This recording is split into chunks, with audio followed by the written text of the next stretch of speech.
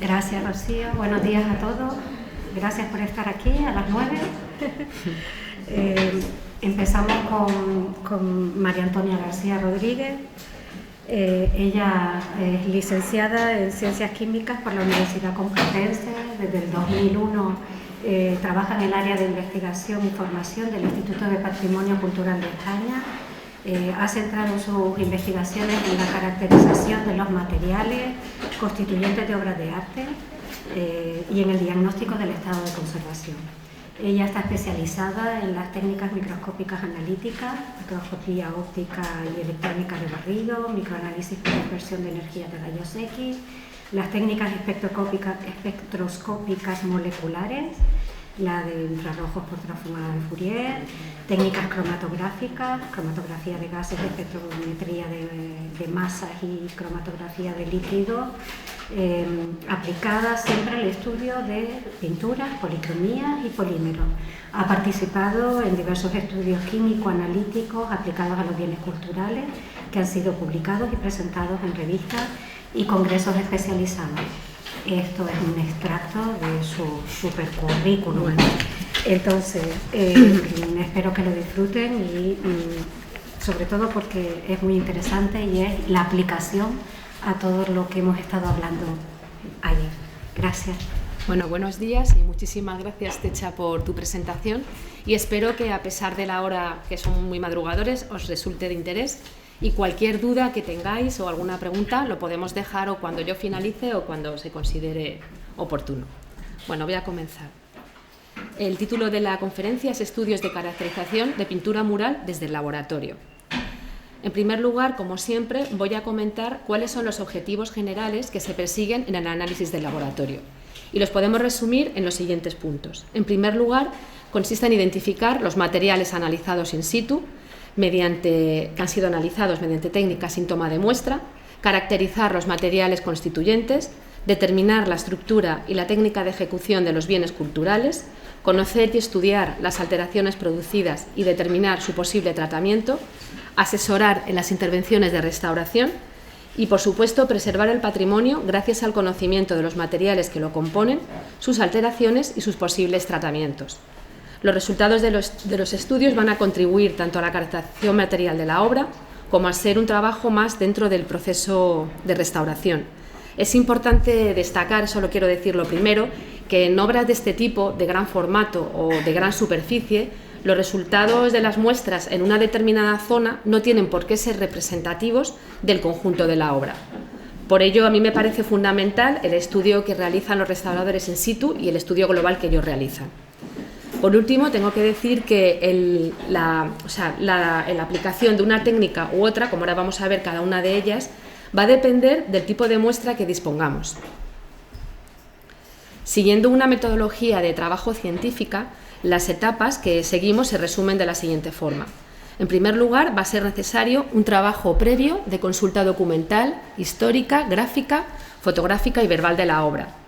La inspección visual y la observación detallada de la superficie va a ser necesaria para poder hacer esa selección apropiada de las muestras de forma que éstas sean representativas. Y luego el trabajo in situ va a incluir la adquisición de datos por otros profesionales involucrados en la restauración, los análisis directos sin toma de muestras y el muestreo, que normalmente se recomienda hacerlo en presencia del restaurador. A continuación tendríamos la realización de los análisis que se van a hacer siguiendo una secuencia normalmente que va a comenzar con una serie de métodos morfológicos para finalizar en métodos analíticos instrumentales. El quinto paso sería la interpretación de los resultados con vistas al diagnóstico y al asesoramiento a los restauradores y historiadores. Y ya para finalizar sería la exposición de los resultados en función de su localización, siguiendo la cronología de la obra desde el soporte hasta la superficie. La variedad de técnicas de análisis que disponemos en el laboratorio de materiales del Instituto nos va a permitir hacer dos tipos de análisis, sin toma de muestra y con toma de muestra. En el análisis sin toma de muestra se van a utilizar técnicas de análisis superficial como es la fluorescencia de rayos X, técnicas que cada vez van cobrando mayor importancia y van a minimizar la extracción de las muestras. En ocasiones, a veces se va a estar condicionada este tipo de técnicas por los medios auxiliares disponibles, como son las escaleras, los andamios, etc. La metodología para realizar la toma de muestra se va a describir en una norma que se denomina Metodología para la toma de muestra de materiales del patrimonio cultural, y en este sentido es necesario el criterio de mínima intervención, es decir, que la muestra se va a tomar en aquellas zonas donde sea mínimo el efecto que podamos producir, mínima cantidad de muestra y mínimo número de muestras posible. Es necesario un plan de muestreo y, por supuesto, la identificación inequívoca y única de las muestras, que lo vamos a hacer mediante códigos, como lo señalamos. No sé si funciona esto. Ay, perdón. Bueno, ahora, en primer lugar, vamos a ir viendo ahora cada una de las técnicas instrumentales y voy a dar unos breves comentarios. Vale, sí, gracias. Si quieres es aquí. Vale. Perdón. Ahí ahora se ha ido. Ya está. Aquí es para pasar y aquí es para puntero, ¿no? Vale, porque algunas tengo que señalar. Entonces, en primer lugar vamos a ver el análisis elemental sin toma de muestra. En este sentido tenemos la fluorescencia de rayos X. Esta técnica va a permitir la identificación elemental de los materiales inorgánicos que podemos tener en pigmentos, capas de preparación, etc. Estos análisis in situ van a complementar los estudios de laboratorio y van a minimizar la extracción de las muestras. En este sentido vamos a ver que es difícil también evaluar la influencia de la matriz y de otros componentes en mezclas y multicapas. Y por último, el impacto sobre la obra se puede considerar despreciable y tenemos la posibilidad de trabajar con equipos portátiles como el que se muestra en la imagen y se va a obtener rápidamente los resultados. Toma de muestra y estudio morfológico, el microscopio estereoscópico y el óptico. El microscopio estereoscópico lo que va a permitir es la visión previa de la muestra y también para seleccionar aquellos fragmentos representativos para su posterior estudio estratigráfico, espectroscópico y cromatográfico. Para el estudio morfológico, las muestras se van a incluir en una resina transparente y pulido, se van a cortar y lijar hasta obtener esa sección transversal, y estas secciones estratigráficas transversales de las muestras se van a observar mediante el microscopio óptico, que va a estar provisto de iluminación reflejada y transmitida y con dos tipos de fuente de iluminación, una lámpara halógena y una lámpara de Hood.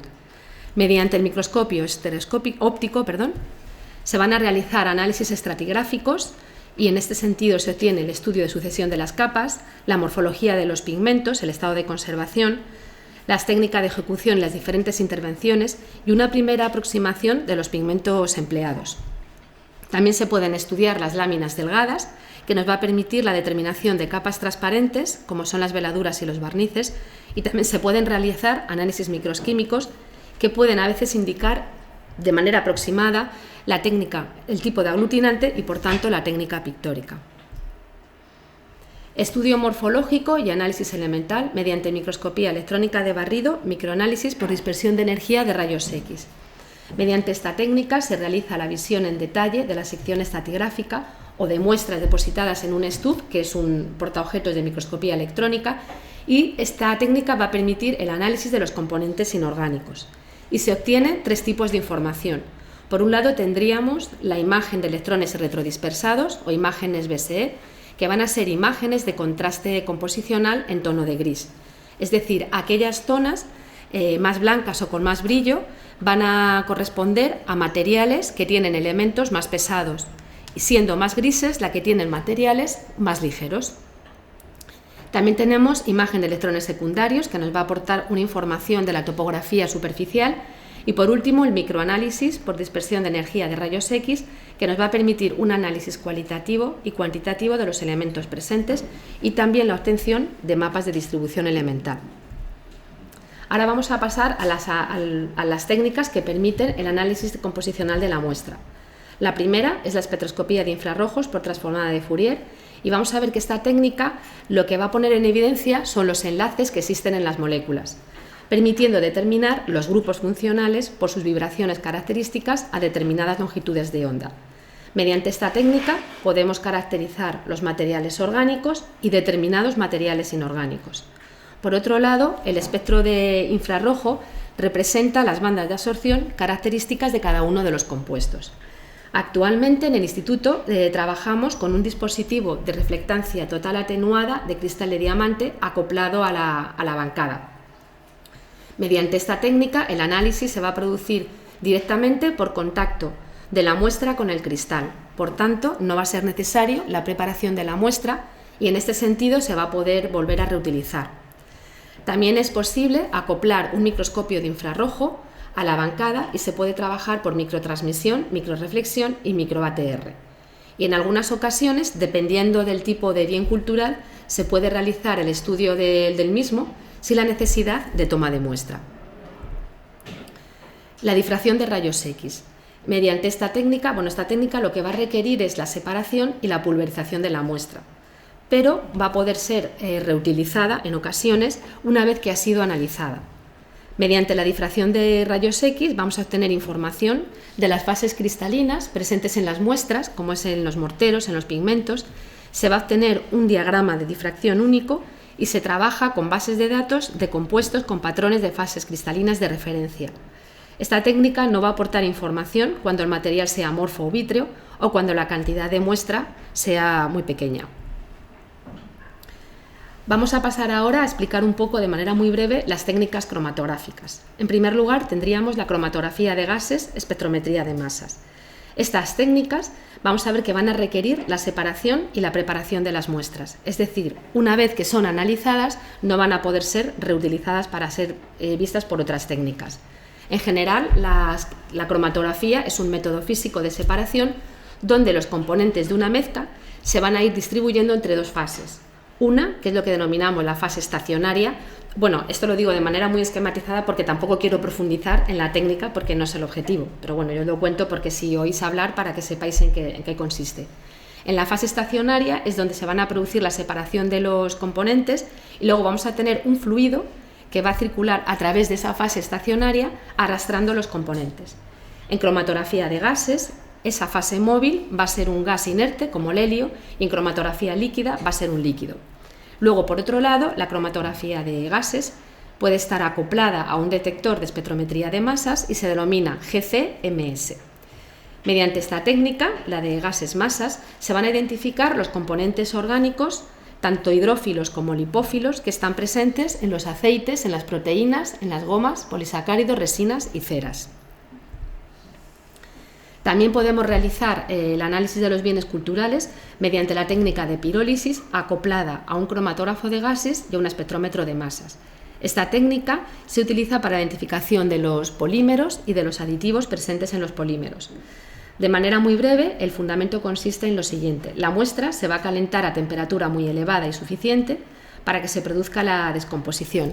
Esto tiene lugar, a ver si me acuerdo, se marca aquí, en el pirolizador, que es esto que veis aquí, ¿vale? Mediante una fragmentación térmica controlada. A continuación, esos fragmentos formados se van a introducir en un cromatógrafo de gases, donde se va a producir la separación de los mismos y posteriormente van a ser identificados por espectrometría de masas. Por último, tendríamos la cromatografía líquida acoplada a un detector ultravioleta visible de diodo Array y un detector de masas tipo cuadrupolo tiempo de vuelo. Esta técnica, como la anterior, también requiere la separación y preparación de muestras y se utiliza para identificación de colorantes naturales y sintéticos, como podemos tener en los pigmentos lacas o en los tintes. Y también se realizan estudios de proteómica. Lo importante de todas estas técnicas es que tanto en las técnicas espectroscópicas como en la difracción de rayos X como en las cromatográficas siempre se va a trabajar comparando el resultado que obtenemos de una muestra con patrones de referencia. Por ello es siempre necesario disponer de bases de bibliotecas, de patrones que pueden ser comerciales o las podemos crear nosotros mismos.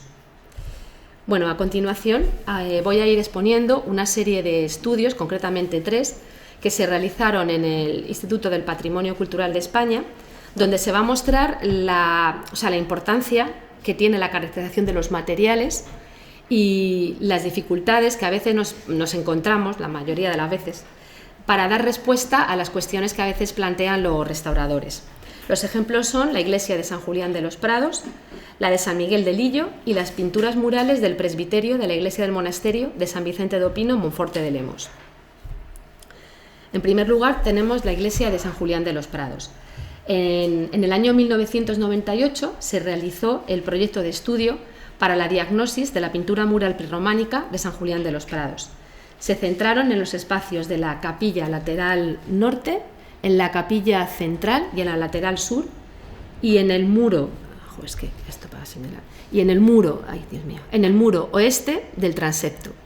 Se realizaron diferentes estudios, se hicieron de condiciones ambientales, de biodeterioro, caracterización de materiales, pero del laboratorio de química se obtuvieron los siguientes resultados. Se identificaron una serie de manchas y recubrimientos donde se identificó la cera de abejas, la parafina y una resina terpénica. Todos estos materiales que se identificaron se supone que fueron aplicados en distintas intervenciones de restauración. Las únicas eflorescencias salinas que se detectaron fue el yeso, también materiales de antiguas intervenciones sobre las pinturas, encalados, superposiciones antiguas e intervenciones de restauración. Y respecto a los materiales originales, el mortero de cal y arena, los pigmentos en las capas pictóricas se identificó el blanco de San Juan, que es el carbonato de calcio, las tierras, negro de carbón vegetal y la técnica pictórica al fresco.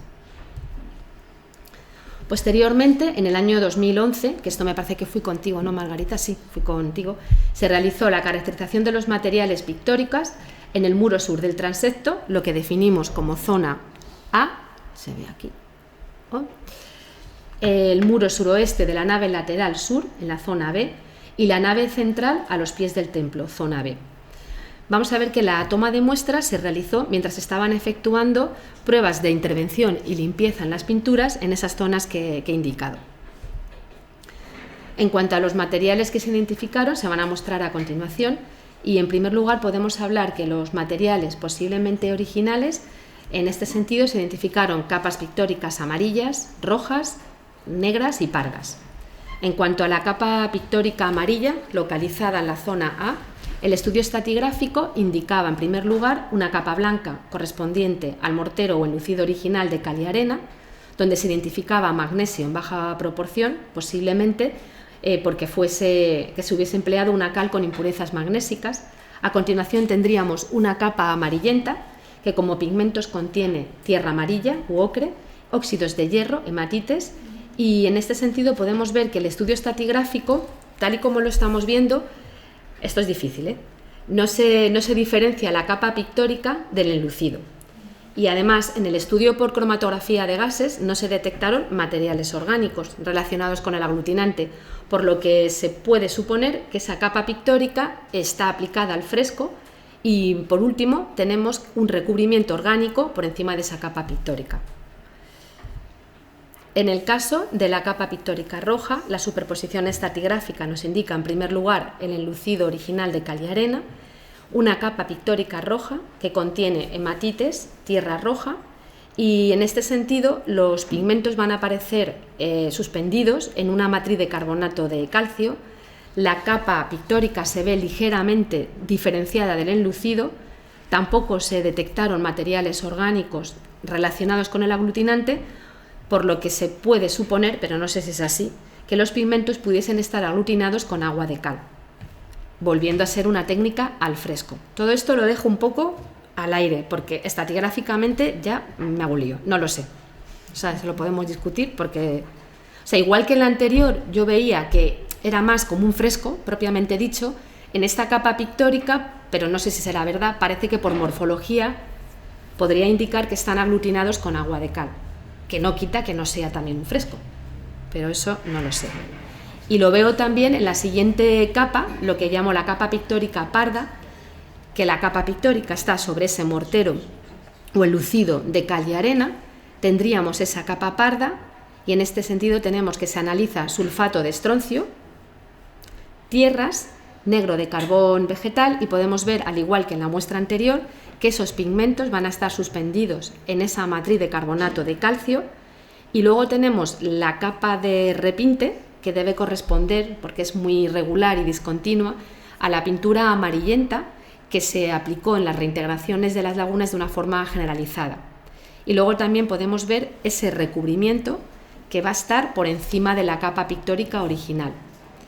El estudio por gases masas tampoco indicaba la detección de materiales orgánicos, por lo que también hemos supuesto, y tiene que ser así porque estamos en una zona cercana, los pigmentos deben estar aglutinados con agua del cal, de nuevo una técnica al fresco.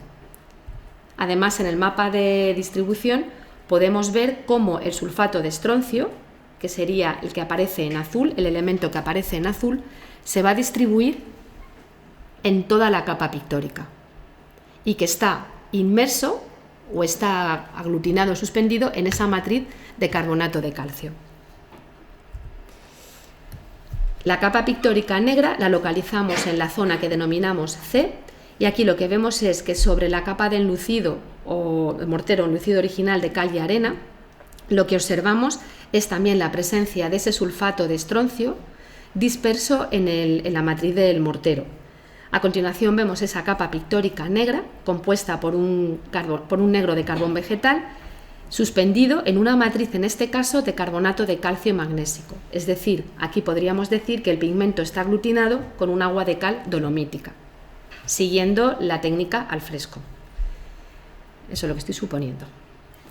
Bueno, en cuanto a las antiguas intervenciones, se detectaron intervenciones puntuales de capas pictóricas muy finas y de aspecto muy disgregado que estaban aplicadas sobre un mortero muy poroso de carbonato de calcio, o no sé si se trata de restos de un posible encalado. En el caso de la capa amarillenta se detecta yeso, carbonato de calcio y ocre.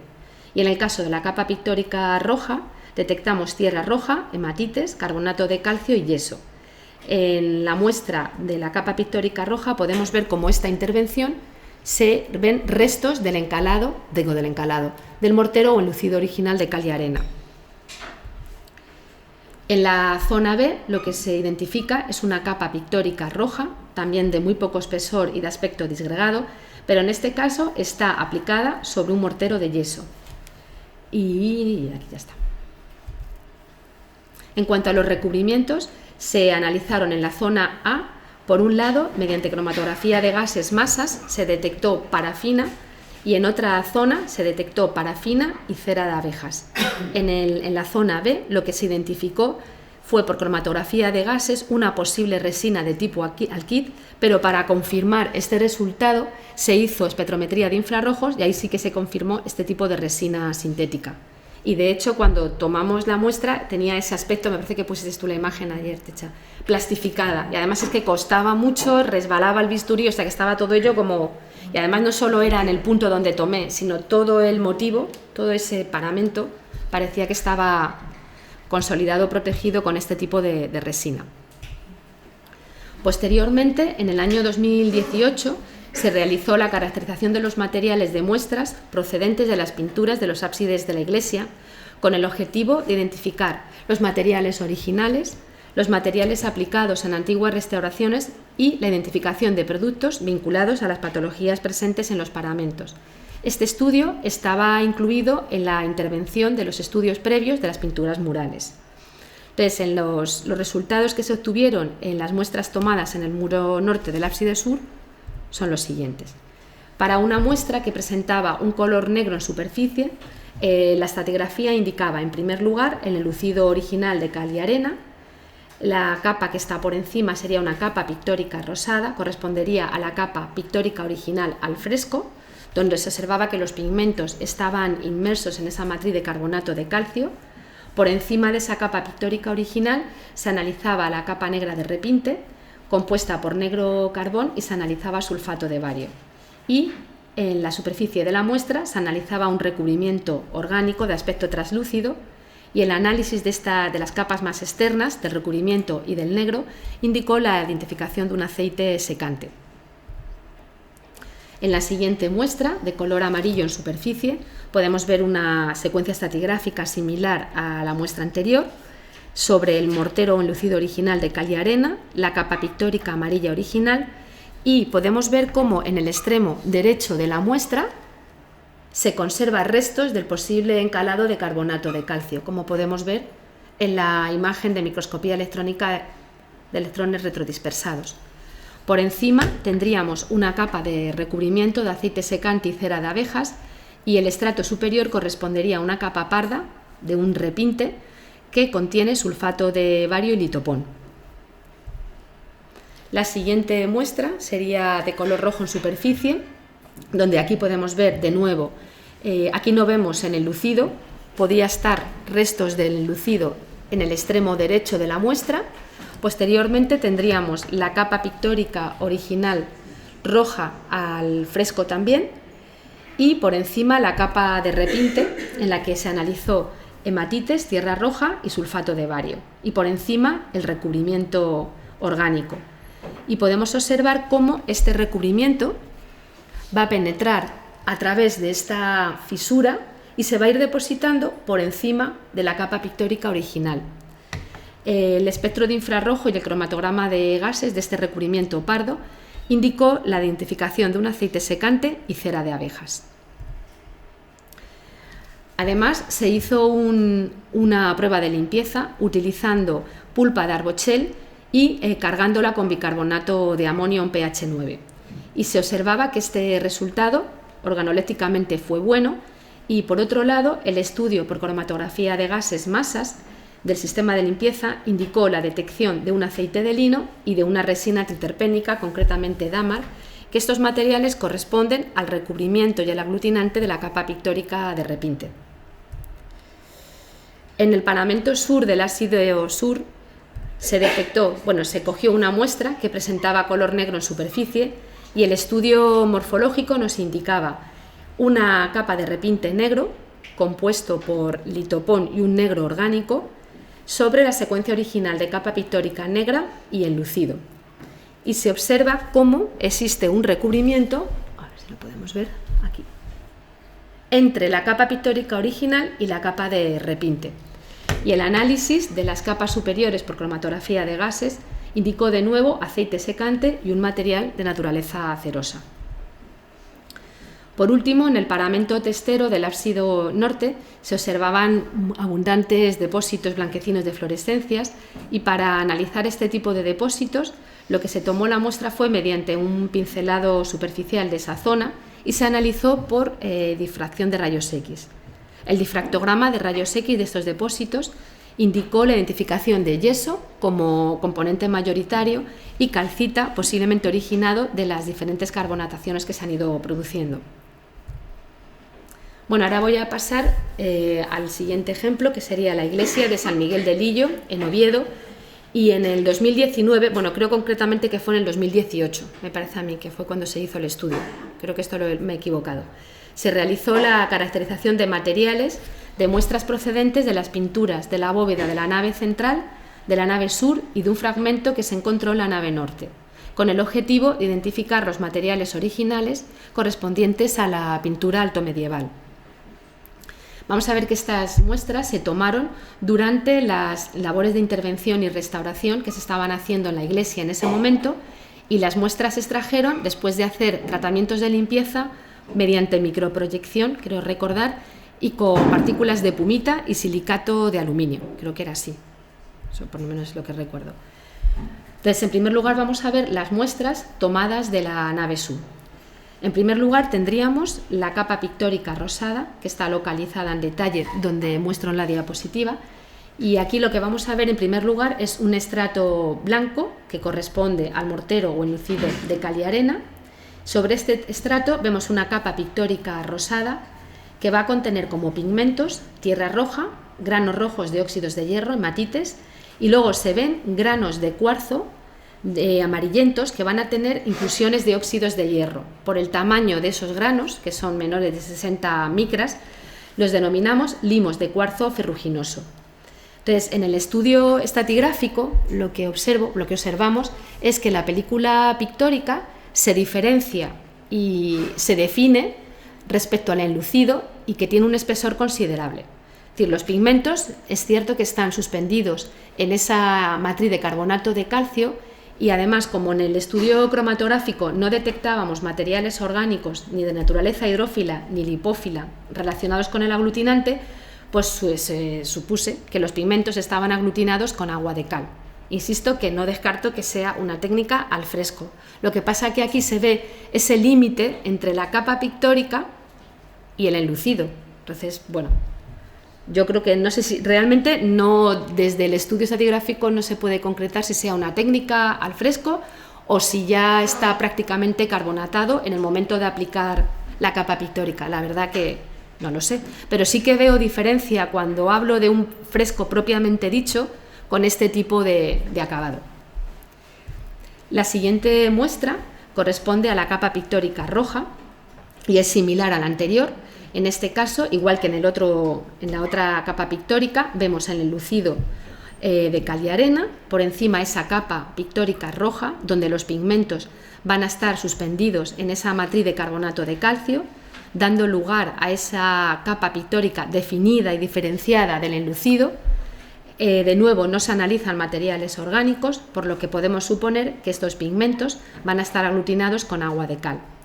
En el mapa de distribución que marcamos a la derecha de la diapositiva, podemos ver cómo se distribuyen el azufre y el calcio en superficie, indicando la presencia de yeso en superficie. La siguiente muestra corresponde a una capa pictórica verdosa y el estudio estratigráfico indica en primer lugar el enlucido de cal y arena, por encima esa capa parda verdosa compuesta por negro de carbón vegetal, granos amarillentos de cuarzo con inclusiones de óxidos de hierro, y podemos ver cómo la mezcla de esos granos amarillos con el negro de carbón vegetal confieren ese aspecto verde a la capa pictórica. Aquí la capa pictórica no está tan definida y diferenciada del enlucido como muestras anteriores, pero sí que se ve que los pigmentos están de nuevo inmersos en esa matriz, por lo que podríamos suponer que están aglutinados con agua de cal, y tampoco se identificaban materiales orgánicos relacionados con el aglutinante.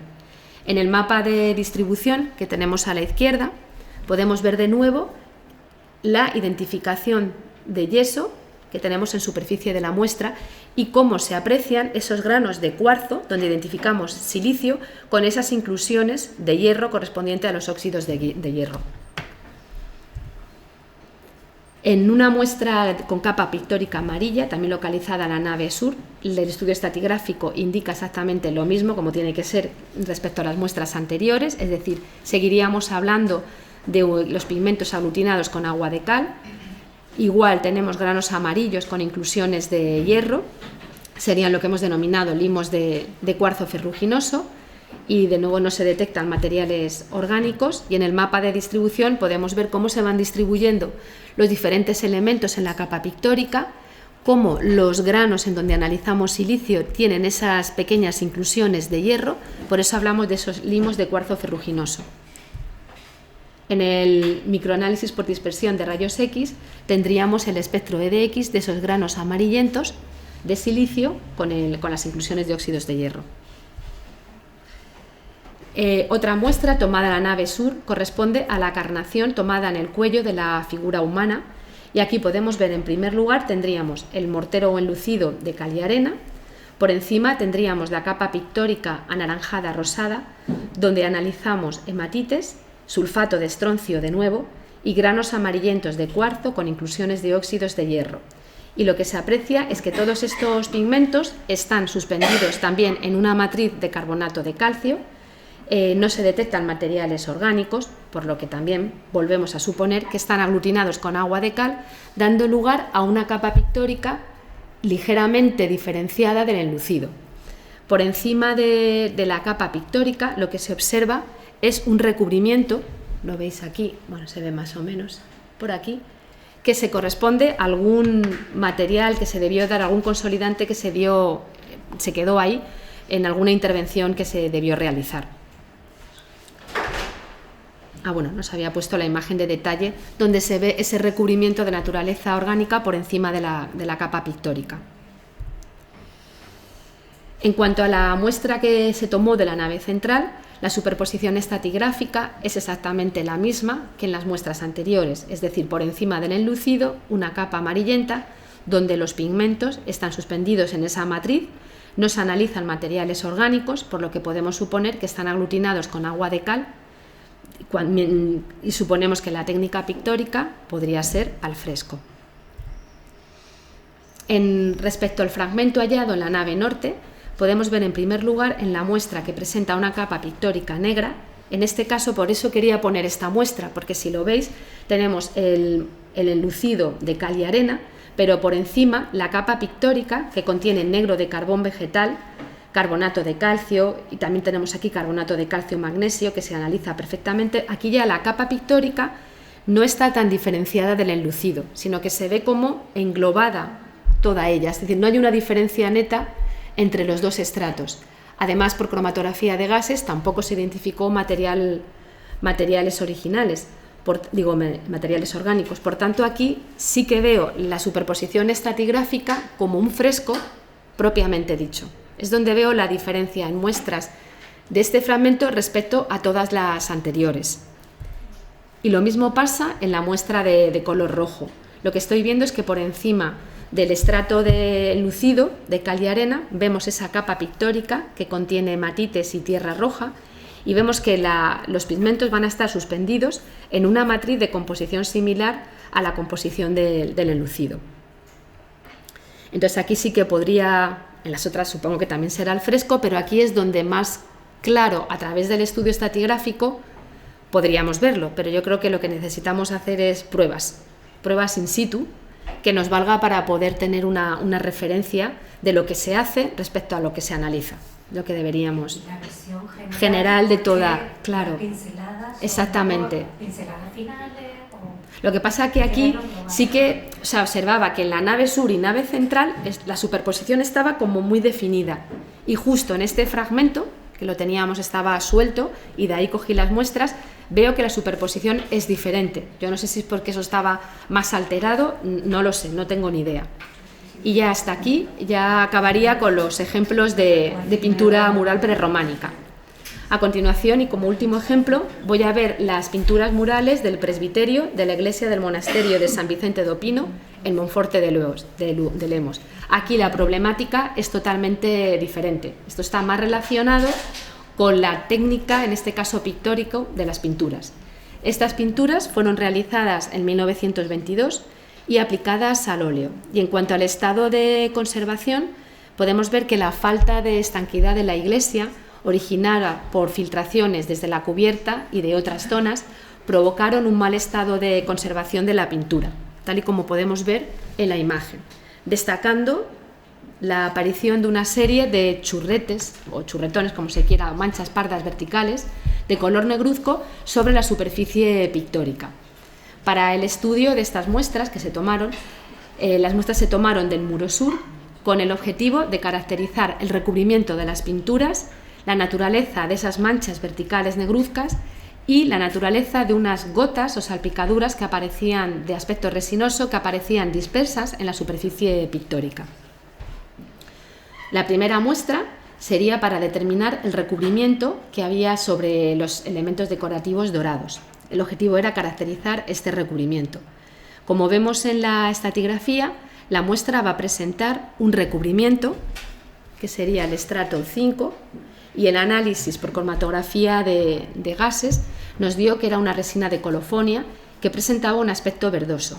Este recubrimiento va a estar sobre un dorado de purpurina, de una aleación de cobre, zinc, latón. Esta purpurina está aplicada al mordiente utilizando como mordiente un aceite secante que también presentaba ese aspecto verdoso. Posiblemente el aspecto verdoso que nos encontramos tanto en el adhesivo como en el recubrimiento, que aquí no se ve muy bien, pero tenía ese aspecto que le da de tono verde, probablemente se va a deber a la formación de un carboxilato verde de cobre, que se ha originado por la reacción que se produce entre alguno de los componentes del material lipófilo y las sales de cobre que se han originado como alteración del latón utilizado en la purpurina. Luego, por encima de ese estrato orgánico, podemos ver que aquí no se aprecia, habría un estrato muy fino, negruzco, que correspondería a la zona de los churretes negros, marcado como capa 6 en microscopía electrónica, y podemos ver que en el microanálisis por difracción de rayos X, el microanálisis por dispersión de energía de rayos X, indicaba un compuesto que contiene fósforo, un fosfato, pero que la relación entre el fósforo y calcio, tal y como lo estamos viendo, no correspondía al pigmento negro de huesos, que es un fosfato cálcico. Posteriormente se tomó otra muestra con capa pictórica negruzca correspondiente a esos churretones negros para poder determinar concretamente ya su naturaleza. Entonces, en la superposición estratigráfica, una cosa es que la muestra no se tomó en esta zona, pero la representación es lo mismo. Es decir, lo que queremos caracterizar es la naturaleza de esos churretes que estaban sobre la superficie pictórica. En la estratigrafía que mostramos, lo que vemos es un estrato negro que en el análisis por microscopía electrónica volvía a dar un compuesto de fósforo, fosfatos, que no se relaciona con el pigmento negro de huesos, el fosfato cálcico, y además este estrato podía estar relacionado con el estrato superior que hemos mostrado en la muestra anterior. Asimismo, en el análisis por espectrometría de infrarrojos se analizaban bandas de carboxilatos, que serían las que aquí es que se ve un poquito mal. A 1550 tendríamos las bandas de absorción de los carboxilatos, que nos indica la formación de jabones metálicos, y bandas que podrían estar relacionadas con compuestos de polisacáridos o de tipo goma, es decir, compuestos de naturaleza hidrófila. Asimismo, en el análisis por cromatografía de gases, espectrometría de masas, no se detectaban materiales ni grasos ni hidrófilos. Posiblemente sea debido a lo mejor a la poca cantidad de muestra que disponíamos para hacer este tipo de análisis.